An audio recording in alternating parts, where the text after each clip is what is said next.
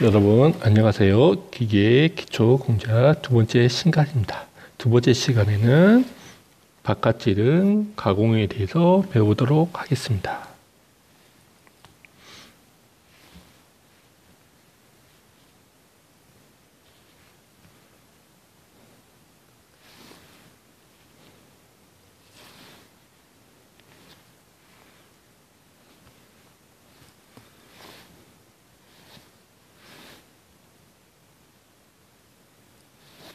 오늘의 학습 목표를 읽어보도록 하겠습니다. 첫 번째, 척 작업을 통하여 공작물의 중심을 맞출 수 있다. 두 번째, 마이크로 칼라의 눈금을 조정하여 치수를 맞출 수 있다.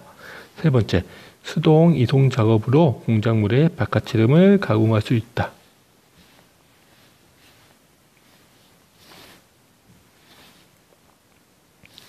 칩의 생성을 한번 보도록 하겠습니다.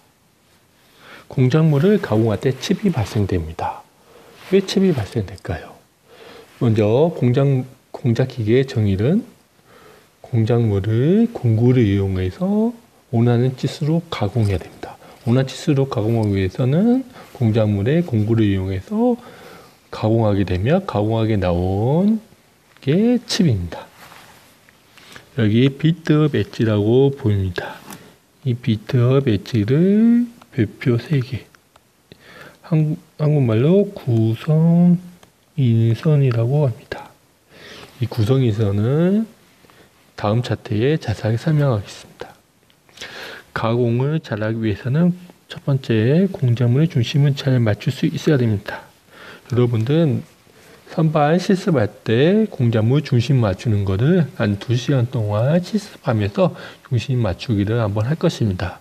나중에 수입평가를 할 때나 물건의 공작물을 가공할 때 가장 중요한 게 공작물의 중심 맞추는 것입니다. 그리고 못따기를 이용해 없애야 됩니다. 못따기가 뭐죠? 그러면 이 중미선을 그릴 때 제품이 있으면 이 부분이 못따기죠. 이 못따기 한 이유가 뭐죠? 첫 번째, 물건의 조립을 위해서 하는 거죠. 두 번째가 뭐죠? 두 번째도 이게 보면은 이제 못따기가 있으면 삽입할 때 모서리에 하중이 약하기 때문에 이 못따기를 합니다. 이 가장 큰 이유가 두 번째입니다. 두 가지입니다. 반드시 알고 있어야 됩니다. 셋째, 마이크로 칼라를 이용하여 정확한 치수로 가공할 수 있어야 됩니다. 선반은 마이크로 칼라가 2개 있습니다. 세로와 가로 마이크로 칼라가 있습니다.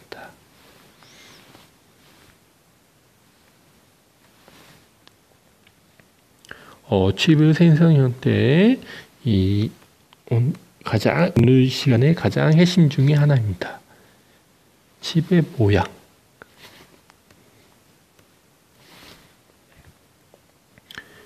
칩의 모양이 어떤 게 있나요?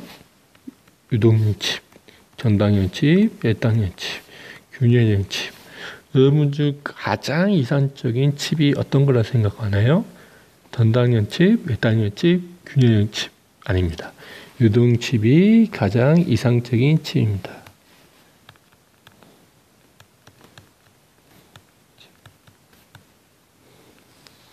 재질로는 알루미늄, 구리, 강 등의 연성 재질 때 가공한다. 여러분들 나중에 실습할 때는 영광으로 가공하기 때문에 유동형 칩이 발생될 것입니다. 유동형 칩을 나타내기 위해서는 속도가 빨라야 됩니다. 그 다음에 상구각이 커야 됩니다. 그리고 절사 깊이가 작아야 됩니다. 그리고 재질이 영광이어야 됩니다. 그리고 다섯 번째로 공구 날끝이 예리해야 됩니다. 이 5가지가 조건이 갖춰졌을 때 유동형 칩이 발생할 수 있습니다. 반대로 전당형 칩 같은 경우에는 황동 같은 재질의 전당형은 칩입됩니다. 속도가 느리거나 절삭 깊이가 많거나 상부각이 작을 때 전당형은 칩이 됩니다. 균열형 칩 같은 경우에는 단단한 정도, 주철이라든지 황동 같은 연하지 않는 재질 같은 경우에는 균열이 발생됩니다. 열당형 칩 같은 경우에는 주로 고무 같은 경우가 연성 있는 재질 열당형 칩이 됩니다.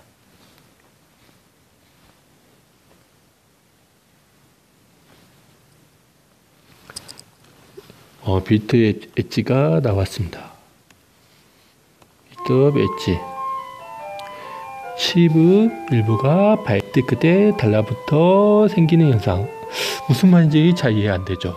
보면 공구가 이렇게 있다고 했을 때 공작물이 있고 공작물을 공구로 가공하다 보면 이렇게 칩이 생깁니다. 칩이 이렇게 생기는데 이 칩이 고온입니다. 칩이 고온이기 때문에 이 공구에 이렇게 달라붙습니다. 공작물을 계속 가공하다 보면 굉장히 많이 달라붙겠죠. 우리가 이 현상을 빌트업 엣지라고 합니다. 또는 한국말로 구성 인선이라고 합니다. 다시 한번 설명하도록 하겠습니다. 공작물이 있고 이 공구가 있습니다.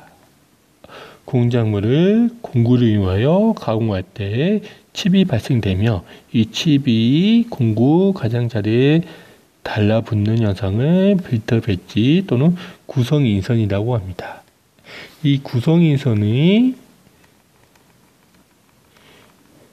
이로 인해 발생되는 게 있습니다. 공구 수명이 짧아집니다. 그리고 공작물 치수가 커집니다. 한마디로 정밀도가 떨어집니다. 표면 거치기도 좋지 않습니다. 그리고 작업 시간도 많이 걸립니다. 그렇기 때문에 이런 구성 인선을 발생하지 않기 위한 방법이 있습니다. 한번 지우개로 지우고 한번 해야겠네요.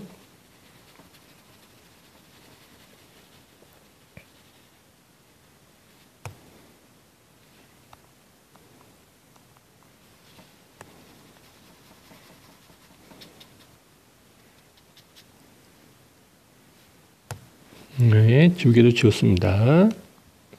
구성인선 방지하기 위해서는 첫 번째, 고속으로 가공합니다. 두 번째,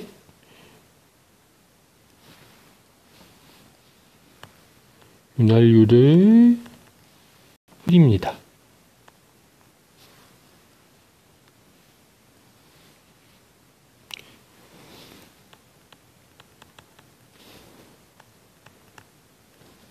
세 번째, 상부각을 높게 합니다. 크게 합니다. 네 번째, 절삭 깊이를 작게 합니다. 다섯 번째, 공구 날 끝을 예리하게 합니다.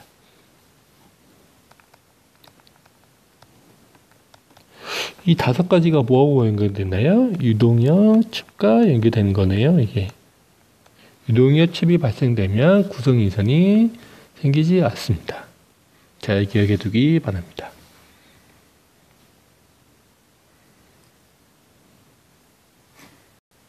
빌트업 엣지와 절삭정에 대해서 알아보도록 하겠습니다.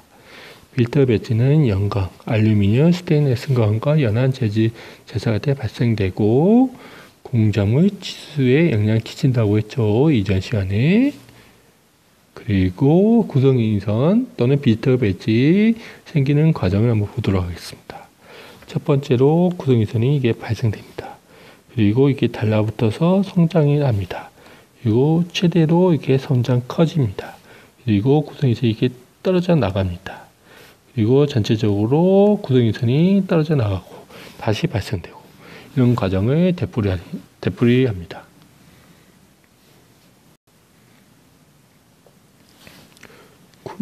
절삭저항입니다. 공작물을 가공할 때 절삭하려는 힘과 저항하는 힘입니다. 절삭저항은 공작물의 전성, 염성, 전성뿐만 아니라 절삭 속도, 절임량, 이동량에 대해 변합니다. 절삭 가공의 절삭성은 치배 형태의 처리성, 절삭저항, 동력 공구, 수명 다듬질 거치기에 따라 판정됩니다.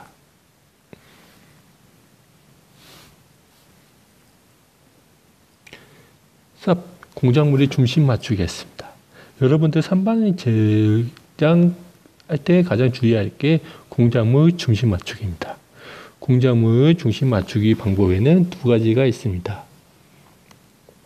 첫 번째는 서피스 게이지로 하는 방법과 두 번째는 다이얼 게이지로 이용하는 방법입니다. 여러분들은 보면 서피스 게이지보다 다이얼 게이지로 하는 것을 추천드립니다. 서피스 게이지로 하면 비정확한 데 비해서 다이얼 게이지는 100분의 1mm까지 중심을 맞출 수 있습니다.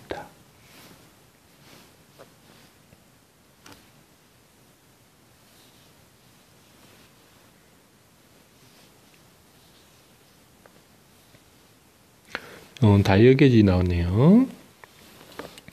다이얼 게이지로 맞춰 보겠습니다. 이게 다이얼 게이지입니다. 다이얼 게이지는 한 눈금이 100분의 1mm까지 됩니다. 제조의 바깥쯤 치수보다 조금 크게 철계조를 중심선에 같은 거리가 되도록 도심원을 보고 벌립니다. 지금 조가댁에 이쪽 반대편에 하나 있습니다. 4개인 경우에는 이전 시간에 뭐라고 했죠? 단동척입니다. 조가 3개인 경우는 연동척.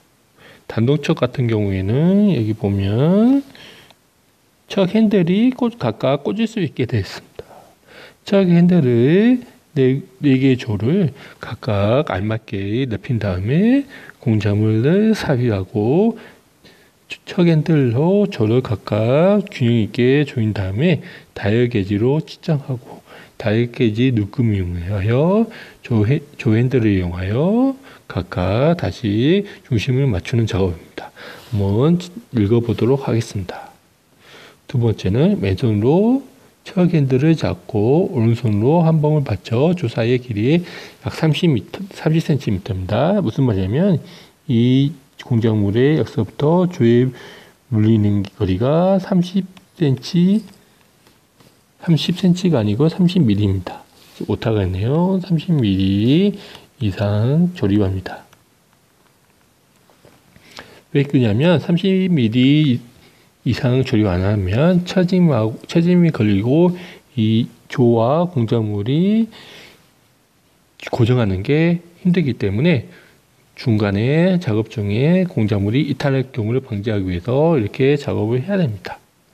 그리고 90도씩 돌려가며 각각의 조를 조입니다. 무슨 말이냐면 조와 거리가 90도, 각도가 90도이기 때문에 각각에 맞게 조를 조이는 겁니다. 시간을 보통 보면 여러분들 보면 처음에 했을 때는 20분 점점 작업하다 보면 나중에 보면 10분에서 5분 사이로 조정하는 작업자를 많이 봤습니다. 공작물의 중심 맞추기는 개수 연습을 통해서 여러분들 시간을 단축시키고 정확도 있게 고정시켜야 됩니다. 그 다음에 네 번째입니다. 네 번째로 다이얼 게이지를 이용하여 공작물의 중심 위치를 확인한 후 게이지 눈금을 반시계 방향으로 이동하여 풀어주고 시계 방향으로 이동하는 부분과 조는 측정 범위에 들도록 합니다. 보면 다이얼 게이지가 이쪽 시계 방향으로 돌아갈 때 다시 어느 중간에서 어느 지점에서 이게 반시계 방향으로 돌아가는 지점이 있습니다. 그 지점을 다시 시계 방향으로 돌게끔 조를 벌리거나 조여줍니다.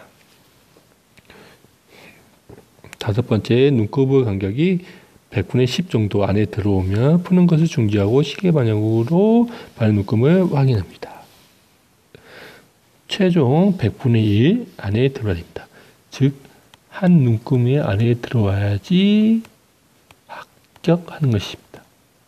만약에 100분의 1이 들어오지 않는다면 공작물이 제대로 안 깎아지지 않습니다. 나중에 그 선반을 깎다 보면 선반 이 공작물 중심에 볼록하게 튀어나온 경우가 있습니다. 이런 경우는 100이면 100, 공작물 중심이 맞지 않은 경우입니다.